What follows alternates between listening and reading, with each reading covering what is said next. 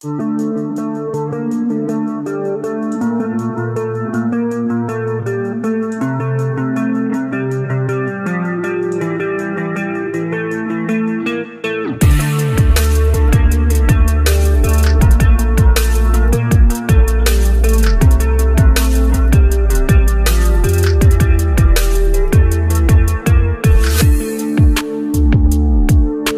para pecinta film, gimana kabarnya? Semoga kalian beserta keluarga selalu dalam keadaan sehat walafiat serta diberikan umur dan rezeki yang berkah.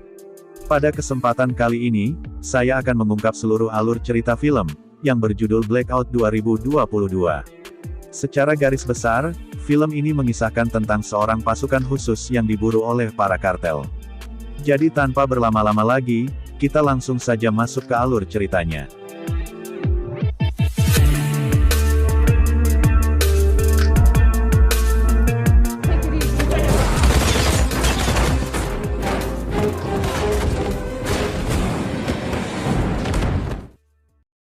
Di awal film, terlihat seorang pria bernama John Cain, yang sedang kabur dengan membawa sebuah koper.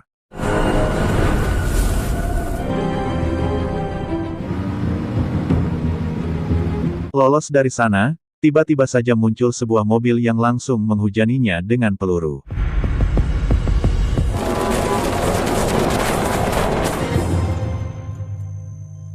Saat sadar, John sudah berada di rumah sakit dengan kondisi lupa ingatan. Yang mana di sana, juga terlihat seorang wanita bernama Anna yang mengaku sebagai istri John. I'm your wife. Mendengar itu, John tentu saja dibuat kebingungan, karena dia tidak mengingat apapun termasuk namanya sendiri. Dan si dokter menjelaskan, bahwa John mengalami amnesia akibat benturan keras di kepala. Namun meskipun begitu, dia akan berusaha keras untuk mengembalikan ingatan John. We are doing everything we can. John.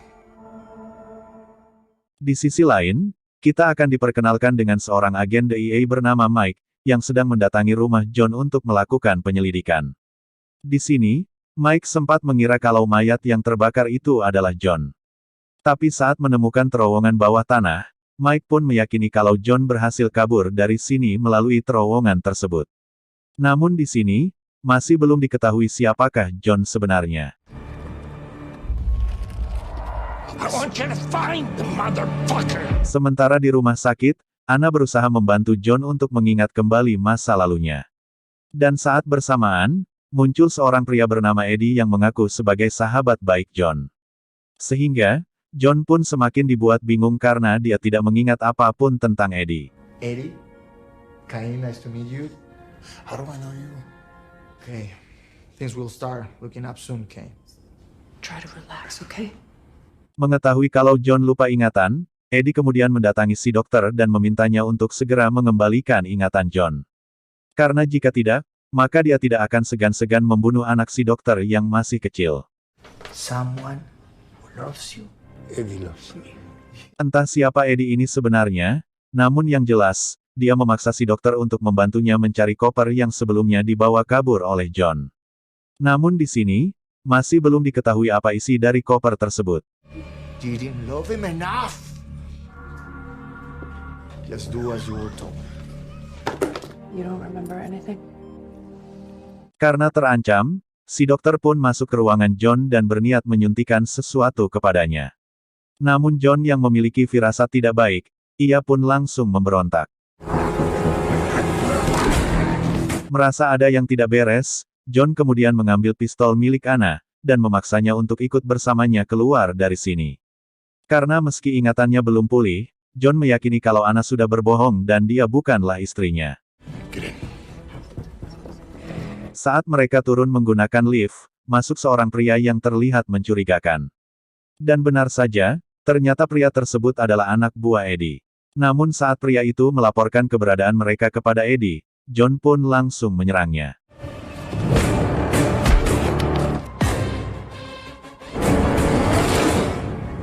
Keluar dari sana, mereka kembali dihadang oleh anak buah Eddie. Sehingga, mereka pun memutuskan untuk kembali masuk ke dalam lift. Namun sialnya, ternyata lift tersebut tidak bisa lagi digunakan, karena aliran listriknya sudah dimatikan oleh Eddie.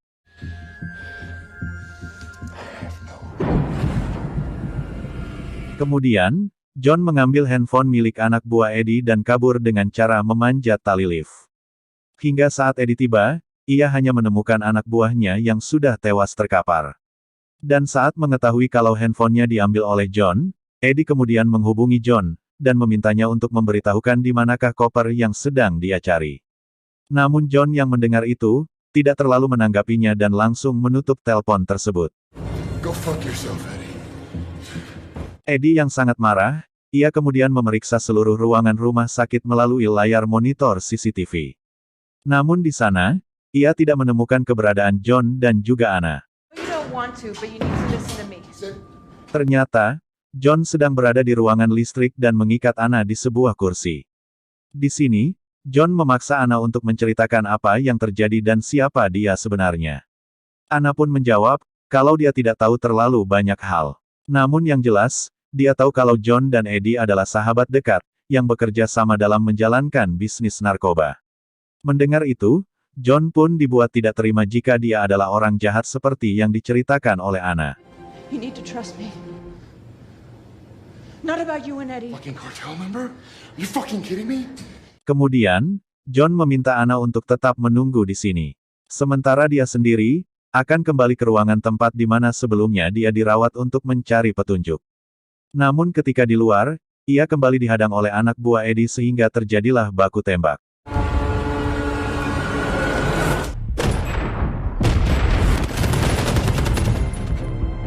Setelah melumpuhkan beberapa dari mereka, John pun masuk ke ruangan tempat di mana dia dirawat sebelumnya. Di sana, John menemukan dompet miliknya yang berisi nomor handphone seseorang dan juga nomor rekening bank. Namun saat bersamaan, muncul salah satu anak buah Eddie yang menyuntikkan obat bius ke leher John.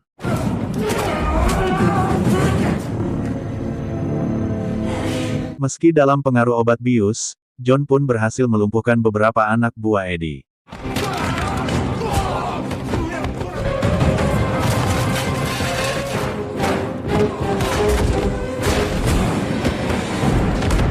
Tidak lama kemudian, John dikagetkan dengan kemunculan si dokter yang berusaha menjelaskan semuanya. Dokter ini memberitahukan, kalau sebelum kecelakaan itu terjadi, ternyata John telah mencuri sebuah koper dari tangan seorang jenderal bernama Montejo. Yang diketahui, Jenderal Montejo adalah kepala militer korup, yang melindungi para kartel dalam menjalankan bisnis narkoba, termasuk Eddie dan juga para pengikutnya. Si dokter juga mengatakan, kalau sebelumnya Eddie menyuruhnya untuk menyuntikkan cairan obat agar ingatan John kembali pulih. Sehingga, John bisa memberitahukan di mana koper itu ia sembunyikan. Namun untungnya, saat itu John berhasil memberontak. You stole a case from General Montejo. They come here all the time. Mendengar cerita itu, John pun sedikit dibuat percaya meski dia masih tidak ingat apa-apa. Dan kemudian, dia meminta si dokter untuk menyuntikkan penawar obat bius ke tubuhnya. You better not be fucking with me. Di sisi lain, Eddie semakin dibuat marah, karena sebagian besar anak buahnya telah tewas dibunuh oleh John.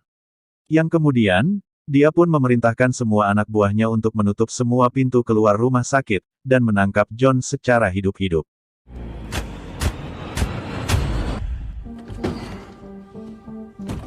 Sementara John yang bingung harus berbuat apa, ia kemudian menghubungi nomor telepon yang sebelumnya ia temukan di dompetnya.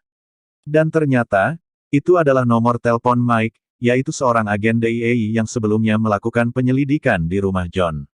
Dan dari pengakuan Mike, ternyata John adalah agen DIA yang sedang menyamar untuk mengungkap kebusukan Eddie. Namun sayangnya, telepon tersebut terputus karena gangguan sinyal. Dan sialnya lagi, telepon John tidak bisa dilacak karena dia menggunakan telepon satelit. That's the fucking point of a sat phone. Sedangkan John yang berada di ruangan bawah tanah, ia tak sengaja melihat banyak pekerja yang sedang meracik kokain. Sehingga terungkap, ternyata rumah sakit ini hanyalah kedok, yang dijadikan tempat peracikan narkoboy.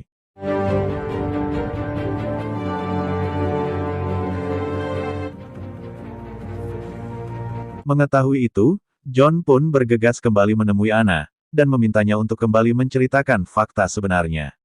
Namun di sini, jawaban Anna tetap sama bahwa John dan Eddie adalah bandar narkoboy yang bekerja untuk Jenderal Montejo. Dan hari itu, seharusnya mereka pergi menyerahkan koper tersebut kepada Jenderal Montejo. Tapi entah kenapa, John malah kabur membawa koper itu dan juga uang milik Jenderal Montejo. Saat mereka sedang asik berbincang, tiba-tiba saja muncul dua orang anak buah Eddie sehingga terjadilah pertarungan.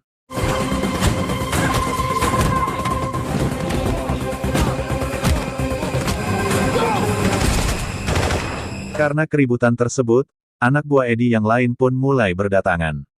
Dan dengan cepat, John berusaha menghalangi mereka dengan meledakkan tabung gas yang ada di sana. It's empty. Namun karena ledakan itu, John mengalami luka yang cukup parah di perutnya. Sehingga, Anna pun memutuskan pergi keluar untuk mencari obat. Saat bersamaan, John kembali mendapatkan telepon dari Mike yang menanyakan keberadaannya. Namun John menjawab, kalau saat ini dia tidak ingat apa-apa dan hanya tahu dia sedang berada di rumah sakit. Mendengar itu, Mike pun memaksa anak buahnya agar bekerja lebih keras, untuk mencari tahu di mana keberadaan John sekarang. I'll figure it out. Setelah mendapatkan obatnya, Anna pun langsung mengobati luka John. Namun saat ingin keluar dari sana, mereka kembali dikagetkan dengan kedatangan anak buah Eddie.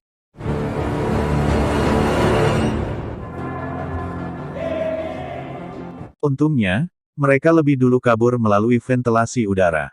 Namun sialnya, tiba-tiba saja handphone John berbunyi yang membuat keberadaannya diketahui oleh mereka.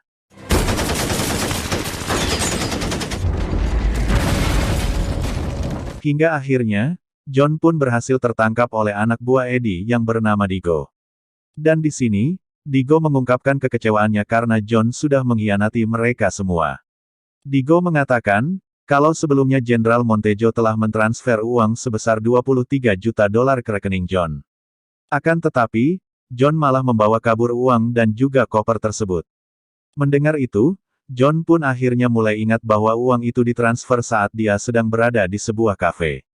Namun untuk memastikan itu, John meminta Digo untuk menghubungi Eddie karena dia ingin membicarakan masalah ini secara langsung. Dan saat sudah tersambung, John pun langsung menendang Digo keluar dari gedung. We were gonna skip town.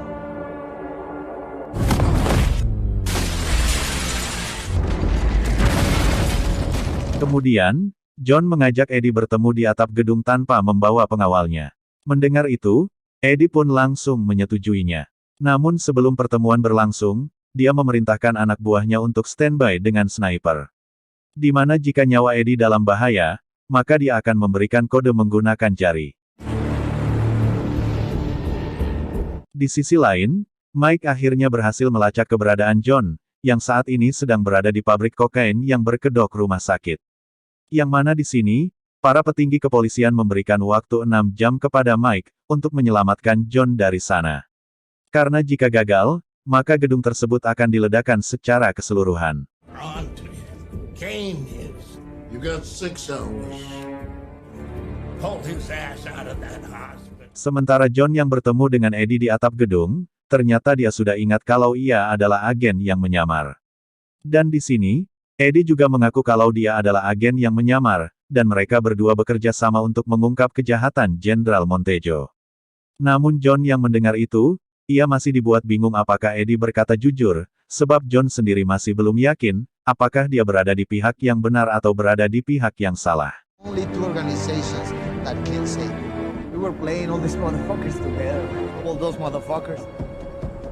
Kemudian, Eddie bertanya di manakah koper itu ia sembunyikan. Dan John pun akhirnya ingat, kalau koper itu ia simpan pada sebuah lorong. Namun karena terlalu semangat ingin tahu, Eddie malah tak sengaja menggerakkan jarinya, sehingga, anak buahnya pun mengira kalau itu adalah kode untuk melepaskan tembakan. Okay, stop it! Di sini, Eddie akhirnya jujur kalau sebenarnya dia adalah ketua kartel yang ditugaskan untuk membunuh John. Namun Eddie mengatakan, kalau hal tersebut sangat berat ia lakukan, karena John sudah ia anggap seperti saudara. Mendengar itu, John pun langsung kabur dari sana dengan melompat dari atap gedung. Saat bersamaan, John kembali mendapatkan telepon dari Mike yang menanyakan kondisinya. John menjawab, kalau ingatannya belum sepenuhnya pulih. Namun yang dia ingat, bahwa ia sudah membelot dari tugas dengan membawa kabur uang milik kartel. John juga mengatakan, kalau dia sangat menyesali perbuatannya itu yang sudah mengkhianati pihak kepolisian. Kemudian, John menyuruh Mike untuk menyiapkan pasukan bersenjata untuk menyerbu tempat ini. Dan tanpa buang-buang waktu, Mike pun langsung mengerahkan pasukannya dari arah darat dan juga udara.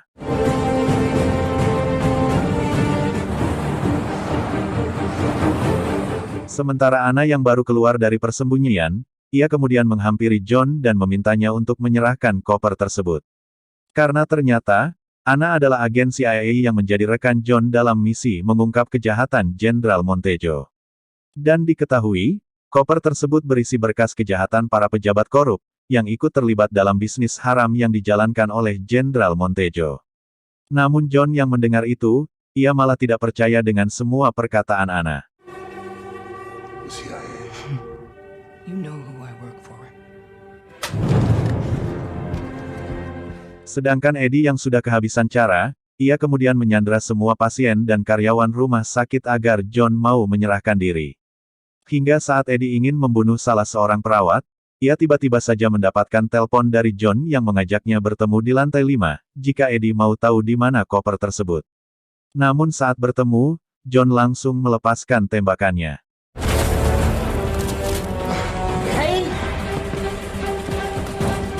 John kemudian memancing Eddie masuk ke dalam ruangan, sehingga terjadilah pertarungan 1 lawan 1.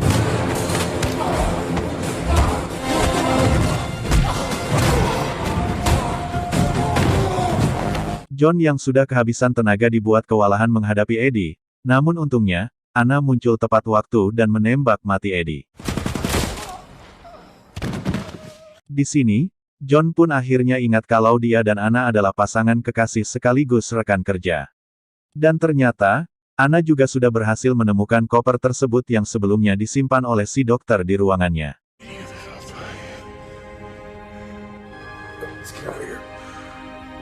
Saat bersamaan, Mike dan pasukannya tiba di sana, dan John bersama Anna pun berhasil dievakuasi. Namun saat Mike ingin mengambil koper itu, John menolak memberinya sebelum dia tahu apa isi dari koper tersebut. Mike pun akhirnya jujur, kalau koper itu berisi berkas kejahatan para elit negara termasuk juga presiden. Sehingga terungkap, ternyata Mike sengaja memanfaatkan John, untuk mengambil koper tersebut dari tangan Jenderal Montejo untuk mereka lenyapkan. Dan diketahui, semua itu Mike lakukan sesuai dengan perintah presiden, agar berkas kejahatan mereka itu tidak terungkap ke publik. Setelah membunuh Mike dan anggotanya, John dan Anna pun langsung pergi dari sana dengan membawa koper dan juga uang $23 juta tersebut. Setelah itu, film pun tamat. Oke kawan-kawan, semua itulah tadi alur cerita film Blackout 2022. Semoga kalian bisa terhibur dengan alur cerita film ini. Atas kesalahan dan kekurangan kami mohon bisa dimaklumi. Saya pamit undur diri dan sampai jumpa di video selanjutnya.